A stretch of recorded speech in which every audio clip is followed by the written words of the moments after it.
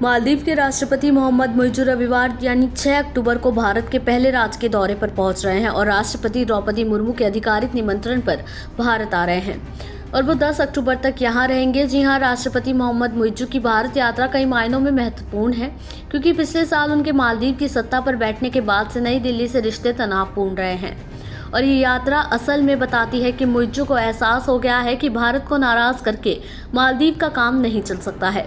वहीं मुइज़्ज़ को पता है कि अगर उन्हें भारत से वित्तीय सहायता नहीं मिली तो पर्यटकों का स्वर्ग कहे जाने वाले मालदीव को आर्थिक तबाही की ओर जाने से रोका नहीं जा सकता है।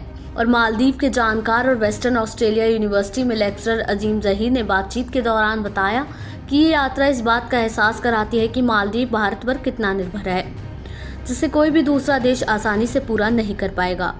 आपको बता दें कि रिपोर्ट्स में मालदीव के एक अनाम पत्रकार के हवाले से बताया गया है कि मुइज़्ज़ की यात्रा की मुख्य प्राथमिकता अनुदान सहायता और कर्ज चुकौती के पुनर्गठन के रूप में एक वित्तीय हेल्पलाइन को सुरक्षित करना है। वहीं मालदीव का सार्वजनिक कर्ज लगभग 8 अरब डॉलर है, जिसमें चीन और भारत का लगभग 1.4 अरब डॉलर बकाया है। मालदीव की रिपोर्ट्स का कहना है कि मुइज़्ज़ कई मौकों पर कह चुके हैं कि चीन ने 5 साल के लिए कर्ज भुगतान को स्थगित करने के लिए हरी झंडी दे दी है, लेकिन बीजिंग से अभी वित्तीय सहायता नहीं मिली है। ऐसा लगता है कि किसी भी देश से मदद न मिलने के बाद अब मुइज़्ज़ तनावपूर्ण संबंधों को सुधारने के लिए भारत से संपर्क कर रहे हैं और मुइज़्ज़ की सरकार के वरिष्ठ अधिकारियों की नकारात्मक बयानबाजी के बाद बिगड़े संबंधों को सुधारने के बारे में है, जिसने भारतीय पर्यटकों के आगमन को काफी प्रभावित किया है। आपको बता दें कि मुइज़्ज़ सरकार ने पीएम मोदी के खिलाफ अपमानजनक टिप्पणी करने वाले 2 मंत्रियों को निकाल दिया था। फरवरी से ये मंत्री निलंबित चल रहे थे। भारत मालदीव का लंबे समय से दोस्त रहा है, लेकिन पिछले साल राष्ट्रपति चुनाव में जीत के बाद मुइज़्ज़ ने इस दोस्ती को बदलने की कोशिश की और चीन के साथ नजदीकियां बढ़ाई। जनवरी में मुइज़्ज़ प्रशासन ने देश में तैनात 76 भारतीय सैनिकों को वापस लाने की मांग की, जो मालदीव में 2 बचाव हेलीकॉप्टरों और एक ड्रोनर विमान के संचालन के लिए वहां तैनात थे। दरअसल पीएम मोदी की लक्षद्वीप की यात्रा के बाद मालदीव के 3 मंत्रियों ने उनके खिलाफ घटिया टिप्पणी की थी। इन टिप्पणियों ने हंगामा मचा दिया था, जिसके बाद भारतीय सोशल मीडिया पर मालदीव का बहिष्कार करने का आह्वान किया गया। मालदीव ने टिप्पणियों को व्यक्तिगत बताया और कहा कि ये सरकार के विचारों का प्रतिनिधित्व नहीं करती। तीनों मंत्रियों को मंत्रिमंडल से निलंबित कर दिया गया।